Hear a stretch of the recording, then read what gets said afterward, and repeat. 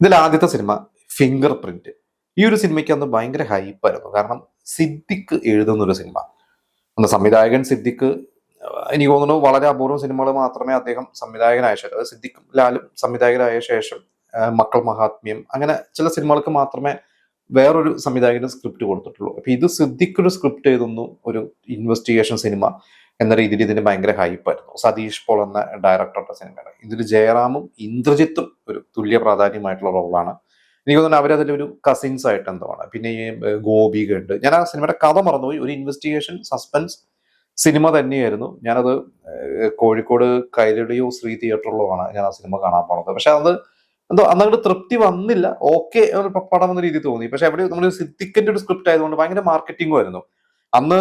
ഇന്ന് നമ്മൾ ഈ സോഷ്യൽ മീഡിയയിൽ ഇന്റർവ്യൂസും ഓൺലൈൻ ചാനലിൽ ഇന്റർവ്യൂ ഒക്കെ വരുന്ന പോലെ അന്ന് ടി വി ചാനൽസിൽ വരും. അതിൽ ഏറ്റവും കൂടുതൽ ഞാനൊക്കെ കണ്ടിരുന്നത് ഇവരുടെ സ്റ്റുഡൻസ് ഉള്ളി ഗോവിന്ദൻകുട്ടി അവതരിപ്പിച്ചിരുന്ന സ്റ്റുഡൻസ് ഉള്ളിൽ ഇവരെല്ലാ ആഴ്ചയും ഓരോ സിനിമാ താരങ്ങളെ കൊണ്ടുവരും. അപ്പൊ അതൊരു രസകരമായിരുന്നു. മറ്റുള്ളവരുടെ ഇന്റർവ്യൂസിനെക്കാട്ടും കൂടുതൽ അന്ന് ഏറ്റവും കൂടുതൽ കണ്ടിട്ടുള്ളത് സ്റ്റുഡൻസ് ഉള്ളിൽ. അപ്പൊ അതിൽ സിദ്ദിഖൊക്കെ വന്നിരുന്നിട്ട് ഈ സിനിമയെ കുറിച്ച് ഭയങ്കര പുതുമയുള്ള സിനിമയാണ് എന്നൊക്കെ പറഞ്ഞിരുന്ന ഒരു ഓർമ്മയുണ്ടായിരുന്നു. പക്ഷെ അതന്ന് നിങ്ങൾ വിചാരിച്ച പോലെ ബോക്സ് ഓഫീസിൽ അങ്ങ് ഏറ്റില്ല. ആളുകൾക്കൊന്നും ആ സിനിമ അങ്ങ് ഡൈജസ്റ്റ് ആയില്ല. നിങ്ങൾ ആ സിനിമ കണ്ടിട്ടുണ്ടെങ്കിൽ നിങ്ങളുടെ ആ ഒരു അന്നത്തെ ഒരു ഓർമ്മ നിങ്ങൾ പങ്കുവയ്ക്കണം. അടുത്തത് സിമി മലയിലെ ഒരു സിനിമയാണ്. അത് 2004 അമൃതം എന്നൊരു സിനിമ ഇവർ ചെയ്തു. അത് തിയേറ്ററിൽ വിജയിച്ചില്ല. ഇത് കഴിഞ്ഞ് അതേ കൂട്ടുകെട്ട് ജയറാം സിനിമലയിൽ 2005 വിഷുവിനും ഒരു സിനിമ തിയേറ്ററിൽ ഇറക്കി, Alice in Wonderland. Alice in Wonderland cinema ആദ്യം അനൗൺസ് ചെയ്യുന്ന ഒരു സമയത്ത് ജയറാം, അതുപോലെ തന്നെ മീര ജാസ്മിൻ, പിന്നെ പ്രഭുദേവ, ഇവരൊക്കെ ആയിരുന്നു അന്ന് സ്റ്റാർ കാസ്റ്റ് ഉണ്ടായിരുന്നത്.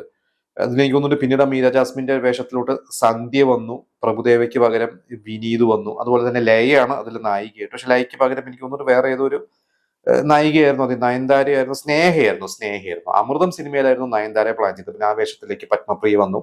ഇതിൽ സ്നേഹയായിരുന്നു ജയറാമിന്റെ നായികയായിട്ട്. പക്ഷെ സ്നേഹയ്ക്ക് പകരം പിന്നീട് ആ ഒരു വേഷം ചെയ്തത് ലയയായിരുന്നു.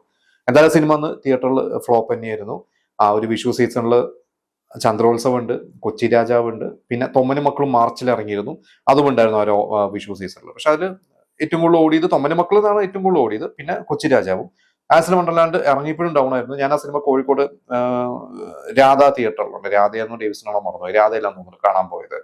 പക്ഷെ അന്നും ഒരു തണുപ്പൻ റെസ്പോൺസ് തന്നെയായിരുന്നു. അത് കുറച്ച് ആളുകളൊക്കെ അന്ന് ഒരു വെക്കേഷൻ സമയത്ത് കയറിയതല്ലാതെ ആ സിനിമ അന്ന് ഫ്ലോപ്പായി പോയത് തന്നെ. വിദ്യാസാഗറിന്റെ കുറച്ച് പാട്ടുണ്ട് അതിൽ. ഒരു മെയ് മാസം എന്ന് പറയുന്ന ഒരു പാട്ട്, പിന്നെ ഒരു പാട്ട് ഇവര് വിനീതും സന്ധ്യയും കൂടിയുള്ള ഒരു പാട്ടുണ്ട്. ആ പാട്ട് ഏതാണെന്ന് മറന്നുപോയി. അപ്പൊ കുറച്ച് പാട്ടുകളൊക്കെ രസമായിരുന്നു. കാരണം വിദ്യാസാഗറിന്റെ പാട്ടുകൾ അന്ന് വിദ്യാസാഗറിന്റെ ഒരു സമയമാണ് അന്ന്. അത് ചന്ദ്രോത്സവത്തിലും വിദ്യാസാഗറാണ്, ഈ ഒരു സിനിമയിലും വിദ്യാസാഗറാണ്.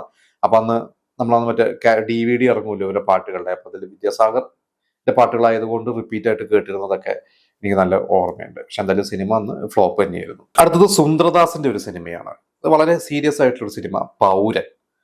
ആ ഒരു സിനിമ ഞാൻ തിയേറ്ററിൽ കണ്ടിട്ടില്ല. ഞാൻ പിന്നീട് ഒരിക്കൽ ടി വിയിലോ DVD എടുത്തിട്ടാണ് കണ്ടിട്ടുള്ളത്. അതിൽ ജയറാമും കലാഭവൻ മണിയും അതുപോലെ തന്നെ റിയാസ് ഖാൻ, ഇവരെല്ലാരും കൂടി അഭിനയിച്ചിട്ടുള്ള ഒരു പൊളിറ്റിക്കൽ സിനിമയാണ്. പക്ഷെ ഒരു നമുക്ക് അങ്ങനെ ഒരു കിക്കൊന്നും കിട്ടിയിട്ടില്ല. ഞാൻ പണ്ട് കണ്ടിട്ടുള്ളതാണ്. എനിക്കങ്ങനെ വലിയൊരു കിക്കൊന്നും ആ സിനിമ കണ്ടിട്ട്, ഞാൻ കിക്കെന്ന് ഉദ്ദേശിക്കുന്നത് നമുക്കൊരു പൊളിറ്റിക്കൽ സിനിമയൊക്കെ കാണുമ്പോൾ കുറെ തീപ്പൊരി ഡയലോഗുകളോ അല്ലെങ്കിൽ അങ്ങനെ കുറച്ചൊരു മാസ് മൊമെന്റ്സ് ഒക്കെ ആണ് എനിക്ക് പേഴ്സണലി ആഗ്രഹം. അങ്ങനെ കിട്ടിയില്ല. പക്ഷെ ഒരു പ്രത്യേക തരത്തിലുള്ള സിനിമയാണ്. എനിക്ക് തോന്നുന്നു ഒരു നല്ല രാഷ്ട്രീയക്കാരനും ഒരു മോശം രാഷ്ട്രീയക്കാരനും ഒരേ പാർട്ടിയിലെ അങ്ങനെ എന്തോ ഒരു ക്യാരക്ടറാണ്. അതിൽ ജിഷ്ണു, എനിക്ക് എപ്പോഴും ഓർമ്മയുണ്ട്, അവസാനം ജയറാമിനെ കൊല്ലാനായിട്ട് ഇവരെല്ലാം ജിഷ്ണു ഒക്കെ കൊല്ലാൻ പ്ലാൻ ചെയ്തിട്ട് തന്നെയാണ് വരുന്നത്. പക്ഷെ വേറെ ആരോ ജയറാമിനെ കൊല്ലുന്നതാണ്. റിയാസ് ഖാന്റെ ഒരു ഡിഫറെന്റ് ക്യാരക്ടറായിട്ട്, റിയാസ് ഖാൻ ഒരു വെള്ളയൊക്കെ ഇട്ടിട്ടുള്ള ഒരു ക്യാരക്ടർ. പൊതുവെ റിയാസ് ഖാൻ എന്ന ബാലേട്ടൻ പോലത്തെ സിനിമകളൊക്കെ നമ്മൾ അങ്ങനത്തെ സിനിമകൾ ബോഡി കാണിച്ചിട്ടുള്ള ഭയങ്കര ഒരു മസിൽമാന്റെ റോളൊക്കെയാണ്. പക്ഷെ അന്ന് മാറി ഒരു ഡിഫറെന്റ് ആയിട്ടുള്ള ഒരു ക്യാരക്ടർ റിയാസ് ഖാൻ ആണ് അതിൽ ചെയ്തിട്ടുള്ളത്. രഘുകുമാറിന്റെ മ്യൂസിക് ആണ്. നമുക്ക് വളരെ കുറച്ച് സിനിമകൾ മാത്രമേ രഘുകുമാറിനെ നമ്മൾ അദ്ദേഹത്തിന്റെ പാട്ടുകൾ കേട്ടിട്ടുള്ളൂ. പ്രത്യേകിച്ച് 80s കുറെ ഉണ്ടെങ്കിൽ 2000 ശേഷം വളരെ കുറച്ച് സിനിമകൾ അത്തരത്തിൽ അദ്ദേഹം ചെയ്തിട്ടുള്ള ഒരു സിനിമ തന്നെയായിരുന്നു പൗരൻ. പക്ഷെ ആ സിനിമയും എനിക്കൊന്ന് കുറച്ച് ഡിലേ ആയിട്ടാണ് ആ സിനിമ ഇറങ്ങിയിട്ടുള്ളത്. അത് പ്ലാൻ ചെയ്ത 2004 തന്നെ ഷൂട്ടൊക്കെ തുടങ്ങിയിരുന്നു തോന്നുന്നു. 2005 പക്ഷെ ആ ഒരു സിനിമ തിയേറ്ററിൽ ഇറങ്ങിയത്. സിനിമ ഒരു ഫ്ലോപ്പ് സിനിമ തന്നെയാണ്. അടുത്തത് കുഞ്ഞിക്കൂരൻ എന്ന ഹിറ്റ് സിനിമയ്ക്ക് ശേഷം ശശി ശങ്കർ ചെയ്ത സിനിമയാണ് സർക്കാർ ദാദ.